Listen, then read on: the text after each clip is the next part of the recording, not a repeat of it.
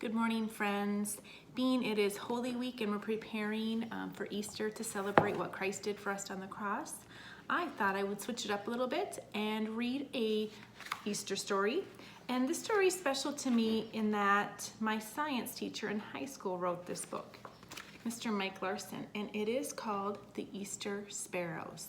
And it is illustrated by Janine Ringdahl Schmidt. That means she drew all the pictures. Chip and Chirp were perched on a rock ledge. The two sparrows fluffed their feathers to keep out the evening cold. "Are you sure this is a safe place to spend the night?" asked Chip. "I'm sure," replied Chirp. "No one's going to come into this tomb in the middle of the night."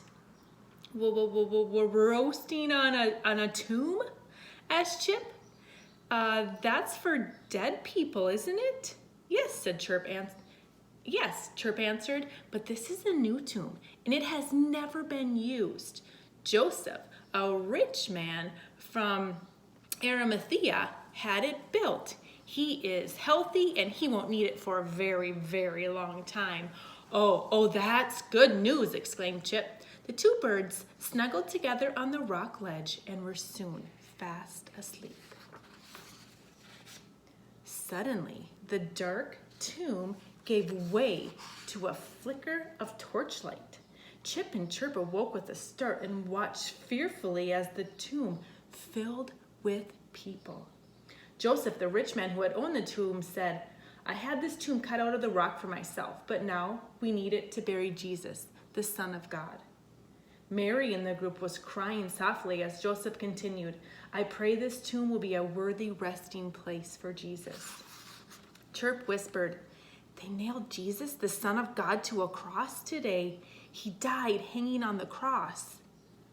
"Why would the humans kill him?" asked Chirp. "They didn't believe that he was the Son of God," replied Chip. Joseph and his heartbroken friends laid the body of Jesus on the cold tomb floor. They wrapped the body of Jesus from head to toe in strips of linen cloth. The tomb became dark again as the small group left the tomb. Suddenly, there was a loud scraping noise. It was the sound of the rock meeting rock. They had rolled the stone over the tomb opening. We're trapped in the tomb with the body of Jesus," gasped Chip. They feared they would never see the light again. Both birds were sleeping when a bright light filled the tomb. "Wake up, Chirp!" gasped Chip. "Look, it is brighter than day, but the stone has not been rolled back."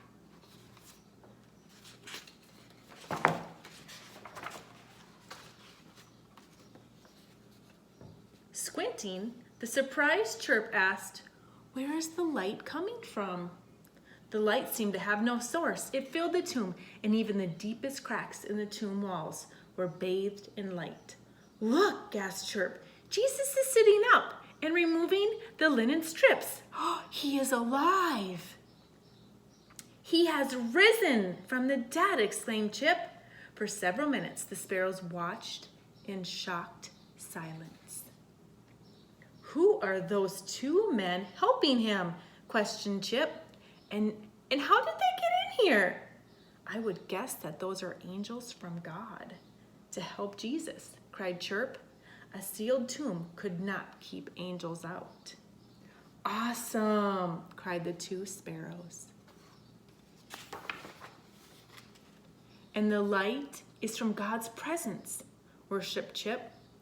"That's why it is so bright. It fills even the darkest corners." Jesus stood, and the two birds saw his face for the very first time. It was a face filled with peace, joy, and love. Looking up at the roosting sparrows, Jesus said, "Are not two sparrows sold for a small coin? Yet not one of them falls to the ground without your Father's knowledge." Matthew 10:29. As Jesus finished talking, he and two angels disappeared. Where did they go? Screamed Chirp. The rock is still blocking the tomb opening, added Chip. How did they get out? Then Chirp spoke. He said he was going to do this. Jesus said he would die on the third day and rise again, and we saw him do just that. He died for the sins of all humans, and now if people live their lives for Jesus when they die, they will live with him forever in heaven, the sparrow continued. Wow, gasped Chip. Think about that, living forever with God. Suddenly, Chip shouted, but now we're trapped in the tomb.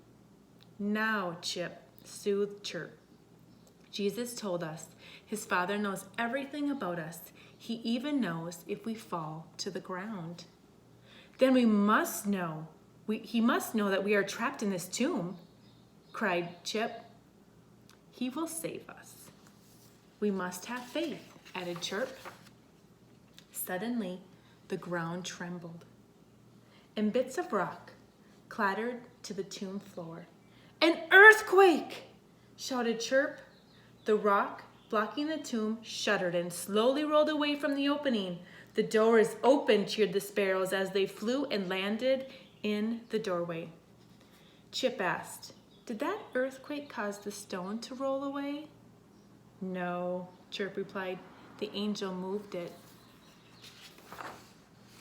At that moment, several women approached the tomb, and the angel spoke to them, saying, do not be afraid. I know you are seeking Jesus, the crucified, but he is not here, for he has been raised, just as he said. Come and see the place where he lay. Matthew 28, 5 through 6.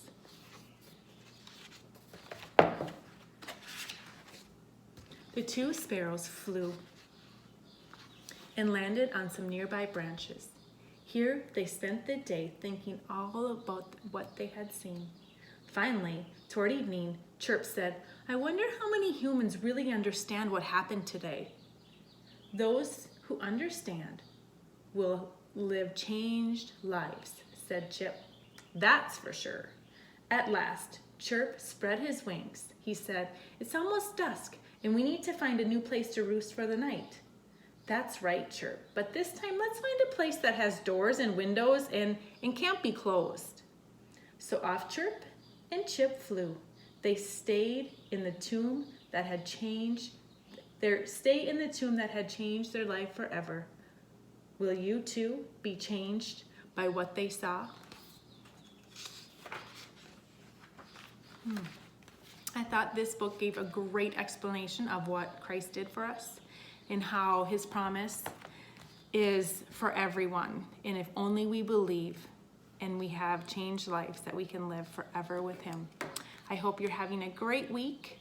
I miss you and I pray for you every day, and I can't wait to be with you again. Bye for now.